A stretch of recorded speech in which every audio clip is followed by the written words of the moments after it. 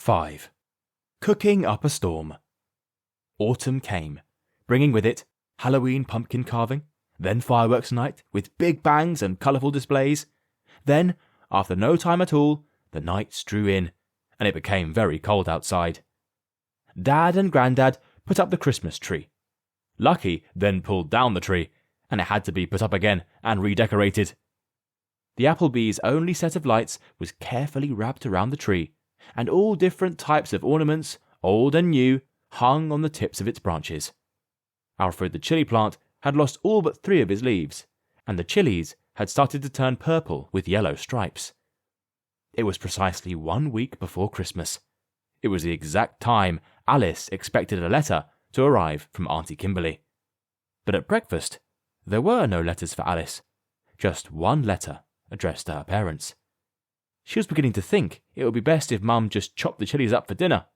After all, if Auntie Kimberly wasn't going to tell her what to do with them, why let them go to waste?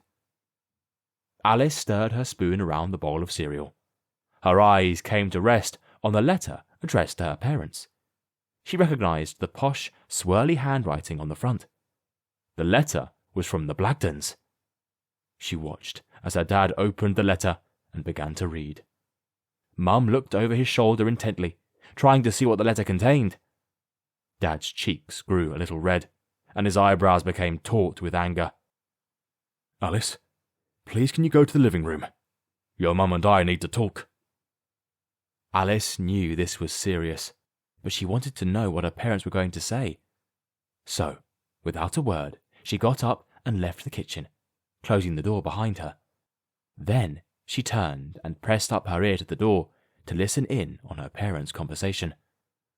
"The Blagdens can't still be trying to charge us for living here," said Dad, putting the letter down on the table with a bang. "What'll we do? It says they'll come to collect on Boxing Day," said Mum. "I don't know how we could possibly afford to pay them." "We've got our savings. We could always pay them from there. And we won't be going to Wonderland, so that will save us money." "We'll have to cancel Christmas," said Dad. "Oh, don't say that, dearest husband. How about we don't invite Auntie Laurie and Uncle Paul to Christmas dinner? That's 2 less people we have to feed. And we're off to the market this afternoon. If we're frugal, we can buy just enough food to have a Christmas dinner and afford to pay the Blagdens a little." "And what about presents?" asked Dad. "We'll just have to skip presents this year. After all, they're not that important. So long as we have each other." "I guess you're right," said Dad. Alice quickly ran to the living room, and no sooner as she sat on the sofa, Dad opened the door to the kitchen. Alice turned her thoughts back to the letter from Auntie Kimberly. It was only after breakfast that a knock on the door came. A delivery driver delivered a rectangular parcel packaged in brown paper and string. Mum brought it in and put it on the table in the kitchen. The Applebys gathered around. They hadn't had a parcel delivered in months. Since the letter from Lady Blagden, they hadn't been able to afford hardly anything and had been saving their pennies. "It's addressed to you, Alice," said Grandma. Alice felt everyone's eyes turn to her. "Whatever could it be?" asked Alice. "Best open it and find out," said Grandad.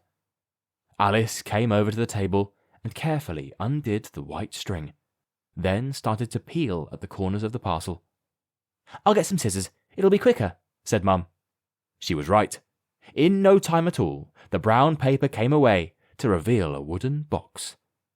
The lid of the box lifted up to reveal 3 different-sized glass flasks, a set of glass vials, and a set of eyedroppers. The contents were held in place by a protective foam casing. "How strange," thought Alice to herself. "Look, Alice, it's a letter," said Dad. "It's from Auntie Kimberly," said Mum, holding the letter up. "You can tell by the writing." Alice opened it carefully. This time it was a Christmas card with a picture of a chili plant covered in Christmas lights, but there were no little folded paper packets of seeds. Instead, there were 3 pieces of lined paper, each with a list of instructions. Alice began by reading the card. "Dear Alice, sorry for being unable to visit you. I'm still deep in the Peruvian jungle. I have spent time with a local medicine man, learning to unlock the powers of the chili plant and its secrets of transportation. I am pleased to say we've had an amazing breakthrough. we now know the secrets of the Kirkham Bum Blasters. Hopefully, you have been able to grow a Kirkham Bum Blaster chili plant from the seed I sent you in my last letter. If you were successful, you'll be able to follow the enclosed formulas to make your own Bum Blaster. I have also sent you an early Christmas present. It's a set of the finest flasks and vials to help you store the final formulas. Remember, you must use the chilies before Christmas, otherwise they may not work as intended. Also, for best results, you must leave the formulas to settle for precisely 1 week before using them. The best of luck. Get cooking. Auntie Kimberly. P.S. Look out for the Christmas presents from me. They should be arriving soon. Alice took out the 3 pieces of paper containing the formulas. Mum, Auntie Kimberly gave me formulas for super chilies. Can you help me cook them? Alice, I've been thinking about the chilies. Maybe it's not a good idea to cook them. They don't sound very safe. But they're from Auntie Kimberly, and I'm sure she wouldn't send me anything dangerous. I know, but maybe it's best we wait for Auntie Kimberly to come here in the summer. Then you can make the formulas together. Besides, we're about to go to the market to see if we can find something to eat for Christmas dinner. So we won't have time to make them now anyway. But Mum, Auntie Kimberly said we have to make them now, cried Alice. Well, I've decided it will have to wait until Auntie Kimberly gets here. Alice crossed her arms and marched into the living room, where Grandad had already begun to fall asleep in front of the TV. She didn't want to go out in the cold to the silly market. She decided that if she was going to make formulas, she would have to do it herself. Alice waited patiently for Mum, Dad and Grandma to leave the house.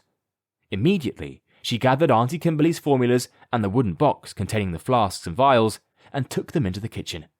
Then she found 3 different-sized pans and a large wooden cooking spoon. After moving one of the kitchen chairs over to the cooker, she stood on it and lined up the pans by size. Let's start with formula number 1, Alice said to herself, looking at the ingredients. Formula number 1, mild bum blaster, super taste. Ingredients: 3 cans of fizzy pop, 1 bowl of rice snaps, 5 assorted chocolates, vanilla essence, 1 tube of glitter, 1 large chili, biggest available.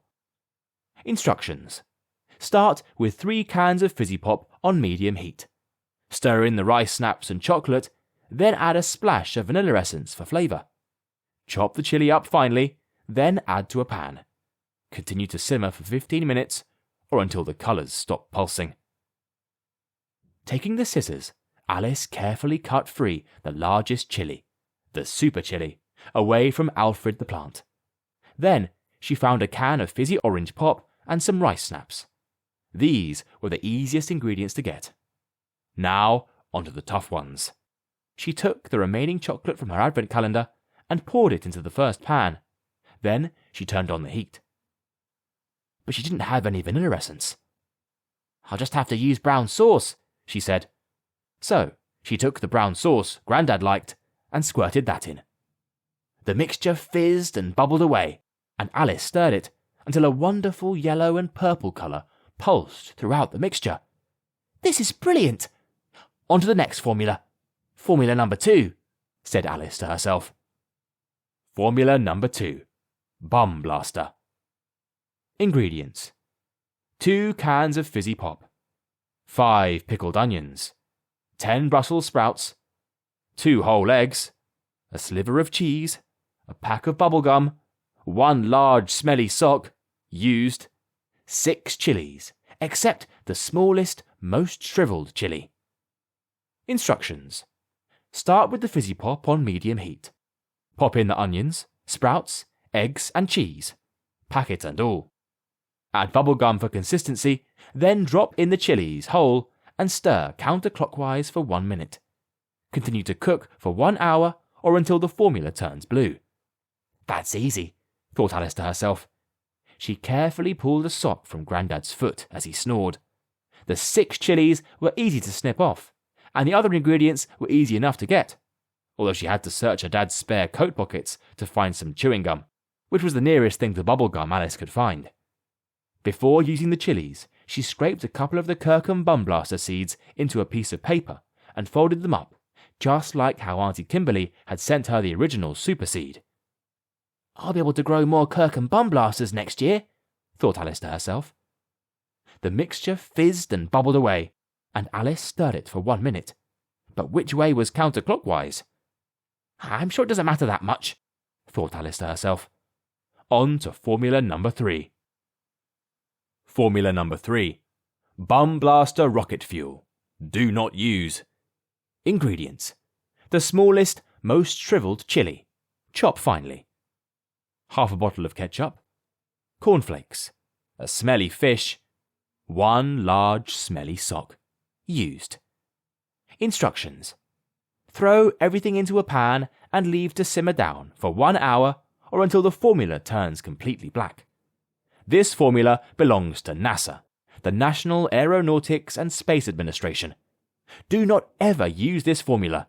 It is advanced and potentially dangerous. Keep it in a safe place, and I will collect it and take it to NASA when I come to visit in the summer. "This is the easiest of the lot," thought Alice. She carefully pulled the other sock from Grandad's foot as he slept, and took a smoked kipper from the fridge. She then tossed them in with the cornflakes, half a bottle of ketchup, and the last remaining shriveled-up chili from Alfred. She monitored the formulas to ensure they were all behaving themselves. Formula number 1, the mild bum blaster, was ready first. The colours had stopped pulsing yellow and purple. Alice set it aside to cool. Next was formula number 2, the bum blaster, which turned blue.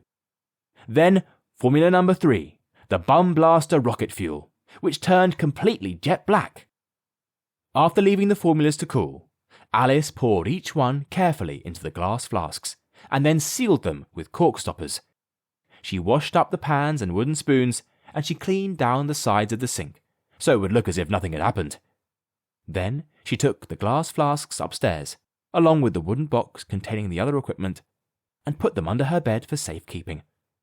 Alice sat back down in the living room, next to Grandad, who was still fast asleep. A minute later, Mum, Dad and Grandma arrived home. "Hi, Alice. You didn't miss much, but we did get our food for Christmas dinner," said Mum. "Oh, you're back quick," said Grandad with a yawn. "We were gone ages. What have you done with your socks?" asked Grandma. "Oh, must have forgotten to put them on," said Grandad, a little confused. Alice smiled. She had gotten away with making the formulas on her own. Now all she had to do was wait 1 week, and then she could use them.